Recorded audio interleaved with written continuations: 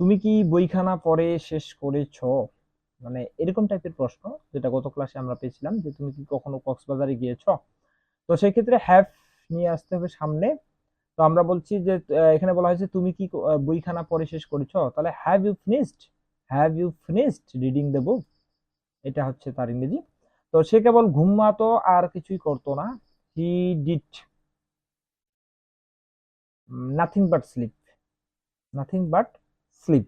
Nothing but, এই nothing but কিন্তু আমরা বলতে পারি যে he he is he is only sleeping, এটা করতে পারি। তো অনলি অনলি বা অ্যালোনের পরিবর্তে কিন্তু মূলত নাথিং বাট আসে যখন সেটা বস্তুকে বোঝায় বা চিরন্তন সত্যকে বোঝায় বা হচ্ছে তোমার কোনো ব্যক্তি বা বয়স বাদ দিয়ে অন্য কাউকে বোঝায়। সেক্ষেত্রে আমরা এখানে নিয়ে আসলাম যে হি ডিড স্লিপ, সে ঘুমাতো, নাথিং বাট আর কিছু করতো না। He did nothing but sleep, সে ঘুমাতো আর কিছুই করতো না। সে আমার কাছ থেকে বিদায় নিল। He took leave of me. He took leave of me, এই যে টুক লিভ, হ্যাঁ, অফ মি, আমার কাছ থেকে বিদায় নিল। সে সে আড়াইটার গাড়িতে গিয়েছে, তাহলে আমরা বলতে পারি হি ওয়েন্ট, সে গিয়েছে, বাই দ্য 2.30 কার, অর্থাৎ আড়াইটার গাড়িতে গিয়েছে। আমি এখান থেকে কিভাবে এয়ারপোর্টে যাব? How do I get the airport from here. মানে জাস্ট এটা হচ্ছে একটা প্রশ্নবোধক বাক্য আর কি। বলছে হাউ ডু, আমি কিভাবে, হাউ ডু আই, আমি কিভাবে গেট টু দ্য এয়ারপোর্টে যাব ফ্রম হিয়ার, এখান থেকে। ওকে। গত সোমবার থেকে বৃষ্টি হইতেছে। সেক্ষেত্রে এই যে গত সোমবার এর থেকে জন্য আমরা হচ্ছে এখানে নিতে পারি সিন্স মানডে লাস্ট, যেটা হচ্ছে it has been drizzling since Monday last. এটা অলরেডি বলা হয়েছে পূর্বের ক্লাসে। ট্রেন না ট্রেন না আসা পর্যন্ত আমাদের অপেক্ষা করতে হবে, এখানে মিস্টেক হয়েছে।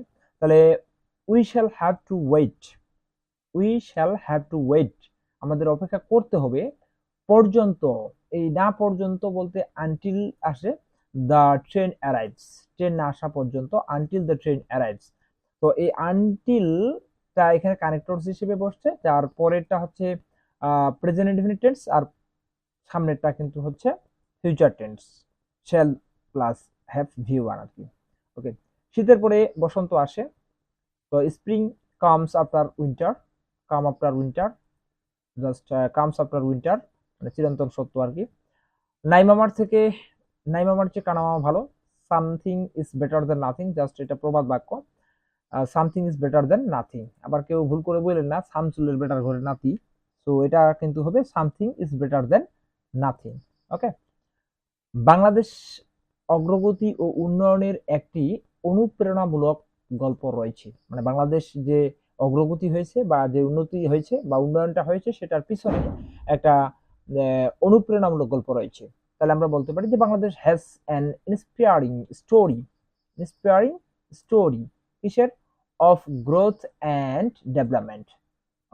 And development, okay. Again, Bangladesh অগ্রগতি ও উন্নয়নের একটি অনুপ্রেরণামূলক গল্প রয়েছে। Bangladesh has an inspiring story of growth and development. Okay. তো এই ছিল হচ্ছে আজকের ক্লাস। এতক্ষণ সাথে থাকার জন্য অনেক ধন্যবাদ। ক্লাস দেখতে থাকুন, শিখতে থাকুন। ধন্যবাদ সবাইকে।